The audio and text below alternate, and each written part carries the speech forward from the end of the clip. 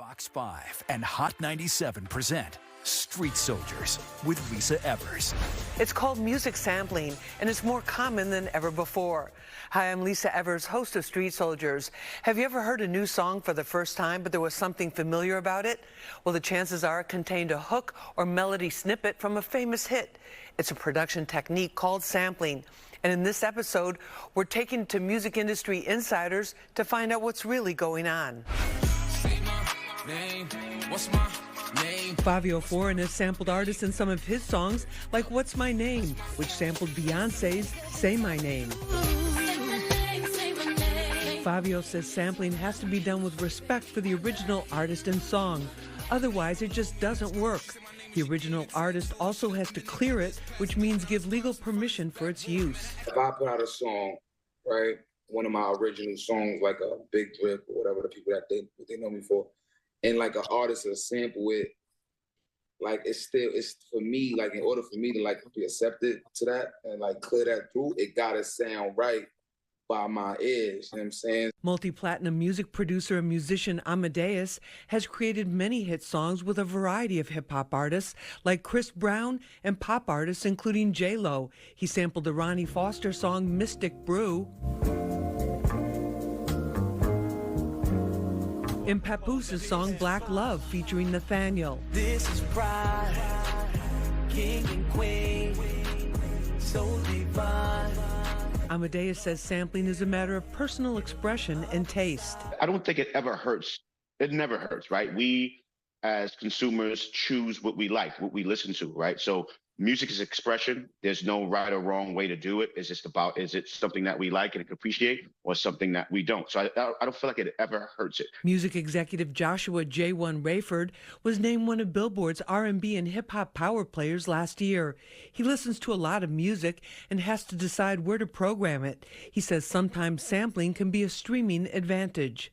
If I'm a new artist, or even if I'm an established artist and I'm putting out a new song that nobody's ever heard, but they've heard that sample or that hook or that element that they're familiar with, they're more than likely to engage with the song a little bit more. AllHipHop.com's Chuck Creekmer says sampling can actually benefit artists from previous eras. Doja Cat's chart topper Paint the Town Red sampled R&B legend Dionne Warwick's hit song Walk On By. Warwick is having fun with it all, even joking in interviews that now she's a rapper. But it's about more than the recognition, says AllHipHop.com's Chuck Creekmer. First of all, you have the obvious financial benefits. These artists today are making so much more money than in the past, even the earlier days of hip hop. But if you go back further to artists like Dionne Warwick being sampled by Doja Cat, that's an incredible upside to sampling. We have an incredible panel with a lot of diverse experience, so let's get right to it. Joining me is Fabio Foreign. His new project is Pain and Love 2. Fabio, great to have you on Street Soldiers. Good to be here. Thank you for having me over here. Thank you so much. Also with us is Joshua J1 Rayfo. He's the Vice President for Music Programming for Sirius and Pandora. J1, thank you so much for being with us. Thank you for having me. We appreciate it. Also with us is Amadeus. He's a multi-platinum music producer and also a musician. And he's in a practice session. You see the drums right behind him there. So he's getting ready for a big tour with Trey Songz and a bunch of other artists. Amadeus, thank you so much for making time for us. Always, Lisa. Appreciate you. And, man, great to be alongside these amazing kings, man. So it's going to be a great conversation. Thank you for having me. Definitely. Also with us is Chuck Creekmer. He's the co-founder and CEO of AllHipHop.com. Chuck, thank you so much for being with us. Thank you for having me. Salute. We really appreciate it. Amadeus, I want to start with you. We have seen so many different songs, and you work with so many different types of artists. What exactly is music sampling? Well, it's basically borrowing, other work. We're always inspired by other artists, inspired in regards to what we hear and records that are produced. And sometimes we're encouraged to use a small part, whether it's the music, whether it's the lyrics of a song that was already a hit that was created, and create a new hit, a different hit, a hit that's now.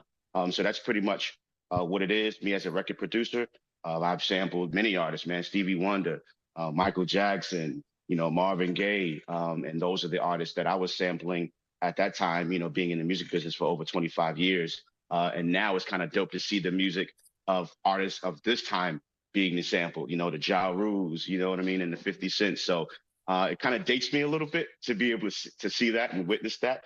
But that's kind of where we are today in music. And do you think it helps creators like yourself? Yeah, I mean, it's dope. It's honest to me. I feel like it's paying homage, to those artists. It's saying, listen, this record that you once had out that was, still can possibly be a smash hit inspired me, to just recreate that. Chuck, in terms of how sampling is viewed today versus how it was viewed, back in the day, say 20 years ago or so, in a different era of hip hop, where do you see it now? Well, I think it's still the same type of situation right now, but I think that some of the differences from back in the day is that, I think there were different types of sampling. Amadeus mentioned making a hit off of another hit. Puffy and them were very big on that. I think there's another form of sampling too, like those that were chopping up samples and making it something completely different than what it started out as, or even finding really, really obscure records that you would never expect to be a hit.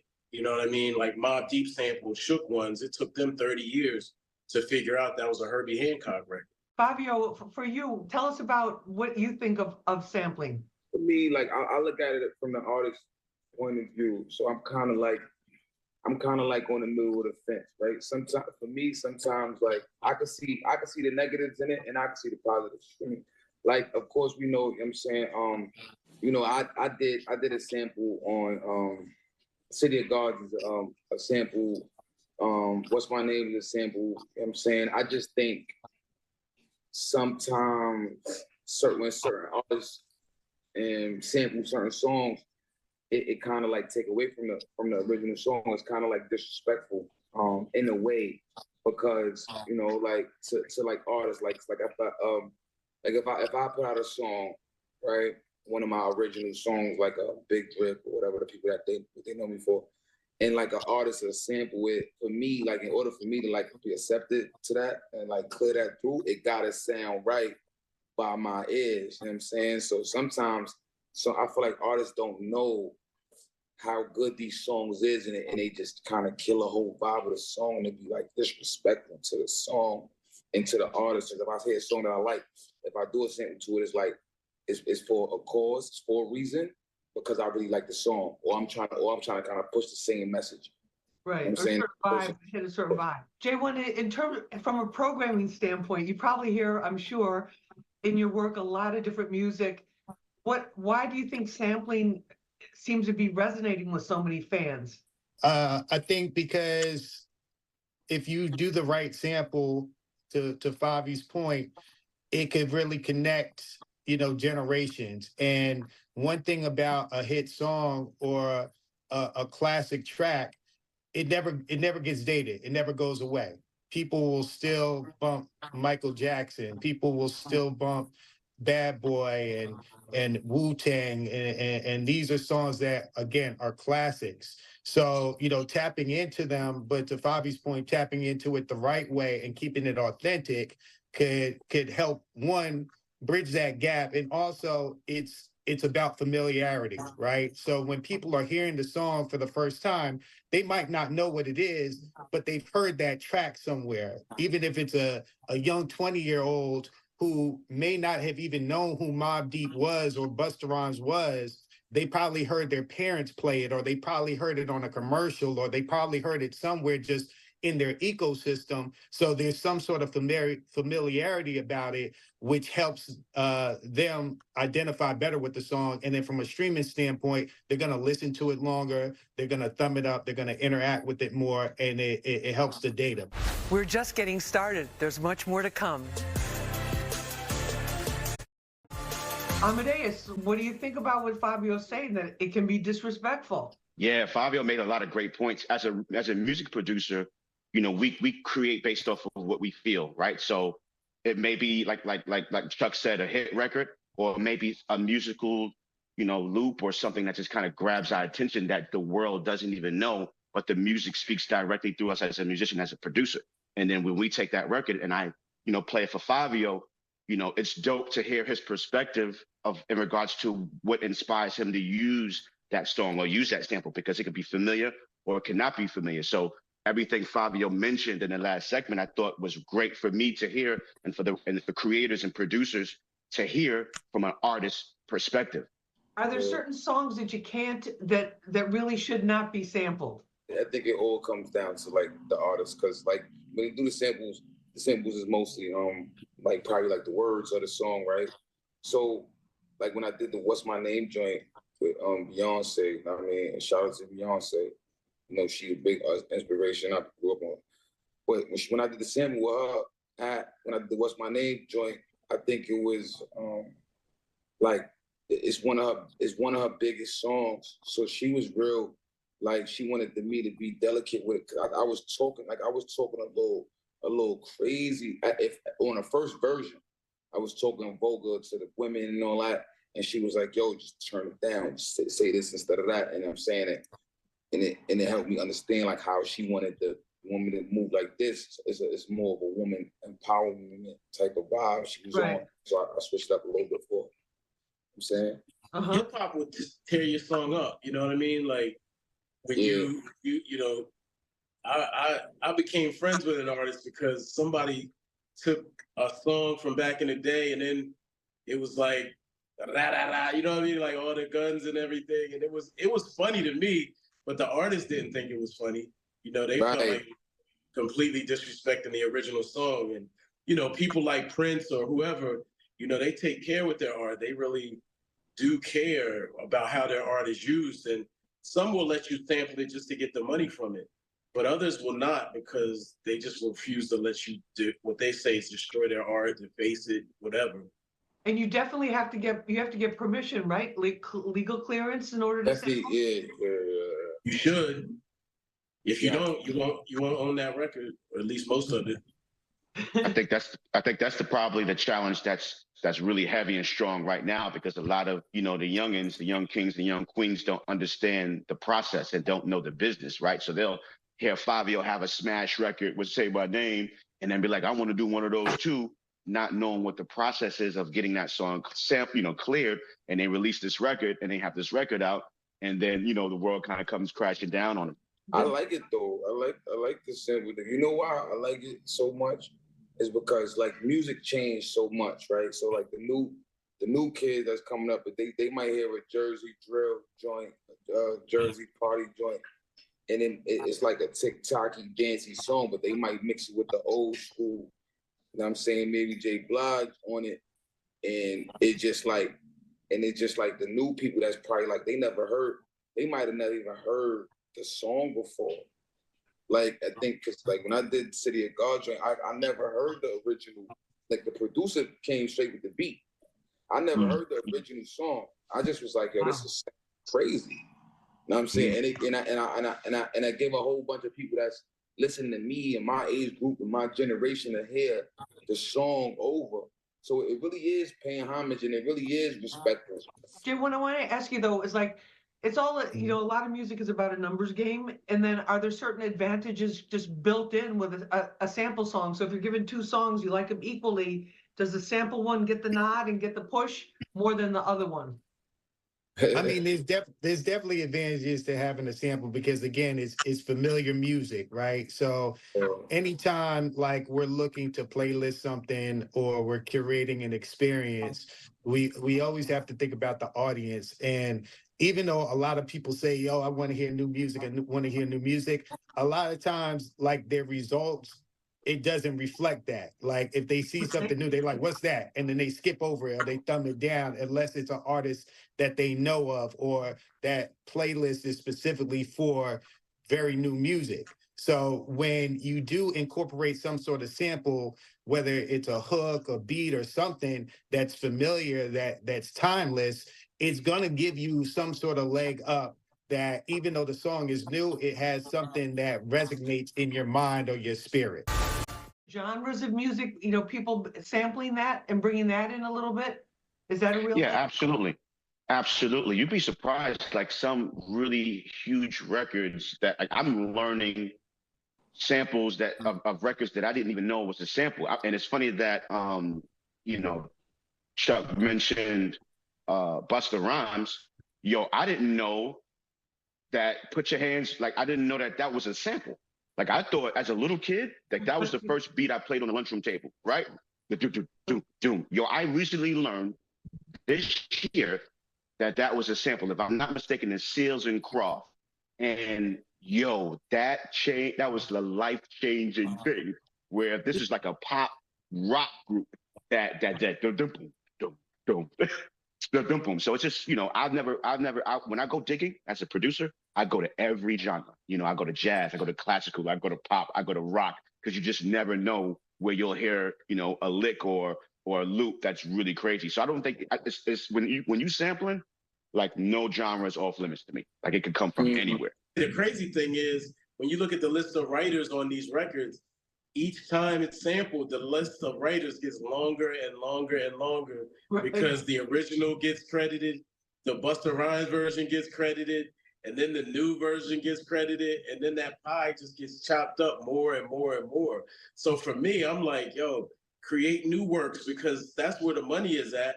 If you look at the Roots, for example, who really don't sample as much as most people, now their music is starting to pop up in samples, and they're on the credits as the original writers of the song that's now being sampled. And I know that Black Thought and Questlove are getting fat checks just from being sampled, because they don't have to split it up. Right, exactly. I think going back to Amadeus's point, that people are able to find out where the samples have come from because of the technology and the information that we have now. Whereas 10, 20 years ago, you would hear a sample, you thought that was an original beat, but now you have Google. You can look it up and say, where did this sample come from? Or you have the bloggers that will put it out and be like, so-and-so sampled this song right here. So, it's even more important that you do the sample right, because people could look up the information and find out where you got it from and where the original was. For me, as an artist too, when I do a sample a song, it's scary. Because it's like, it's like you wanna live up to those expectations. You know what I'm saying? Somebody came with a beat, it was like Candy Girl joint. And it's like, you really don't wanna make a wax. When you got a fire sample and a fire beat, especially that you know your moms and your aunt and somebody might know, they say, well, why you messing up them people's song like that? That's what I'm saying. Was that New Edition? Candy Girl by New Edition? Yeah, man. Some expectations. You don't want to mess up the people's song, man. Fabio, you see the way drill has exploded in so many different genres now too. That's pretty incredible. Oh yeah. But I think what it was. I think drill was kind of like, it kind of been around those type of drums. It kind of been around in those places. I think it's just getting bigger now. It's just getting more notice. You know what I'm saying? Because when I was first doing it, they was educating me on like the cultures of it. You know what I'm saying? And those type of drums, like it's been in like places like UK, Australia, like they've been doing that like all over Europe. You know what I'm saying? A lot of African drums, like that, just it kind of been around. We just never really noticed it. We stuck in our own world. You know what I'm saying? Mm-hmm.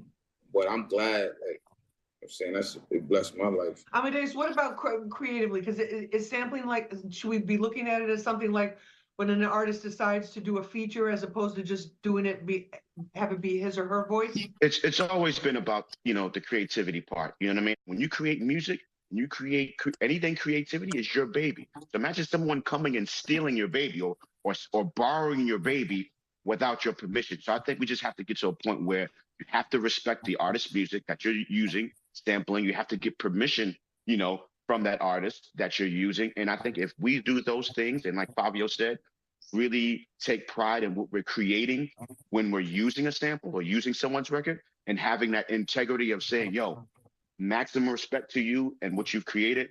I don't want to ruin your record. I don't want to disrespect your record. So I'm going to take my time. I'm going to put my all into it, put my heart and soul, and create the best piece of music I can create while using yours at the same time.